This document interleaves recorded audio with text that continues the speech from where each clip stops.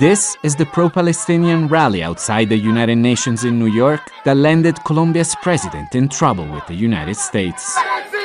Standing alongside British musician Roger Waters, Gustavo Petro proposed creating a UN-backed global armed force tasked with liberating Palestine and urged US soldiers to disobey orders from President Donald Trump. This global force has to be bigger than that of the United States.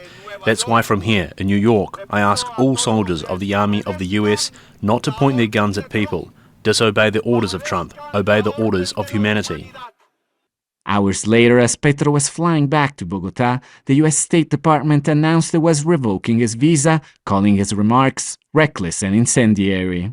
Petro responded immediately on his return, saying the decision breaks all the immunity rules on which the United Nations and its General Assembly are based. The fallout capped days of tension. The US delegation walked out of Petro's General Assembly speech, where he accused Trump of being complicit in the genocide in Gaza and called Israeli Prime Minister Benjamin Netanyahu genocidal.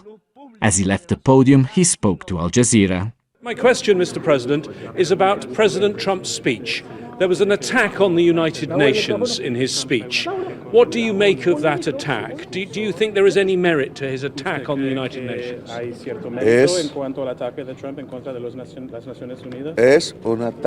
It's an attack against life in the only place in the universe where life exists. And it's an attack against humanity and civilization and what human beings represent. Trump represents a dark force, a negative energetic force that is contrary to the existence of human life. Petro's relationship with Trump has been rocky from the start. Just a week into Trump's second term, he blocked US flights deporting Colombian migrants and more recently condemned American airstrikes on suspected drug traffickers near Venezuela as illegal. The Trump administration also decertified Colombia as an ally in the fight against drugs, though it stops short of imposing economic sanctions.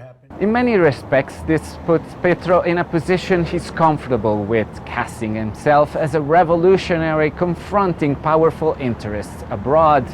That message resonates with his supporters at home, but critics fear the economic and political repercussions it could have, especially when dealing with a US president who is quick to punish both allies and foes that dare to challenge him. Alessandro Rampietti, Al Jazeera, Bogota. Don't miss out and get the full picture. Subscribe to Al Jazeera for reliable news and expert insights. Like, share, stay ahead.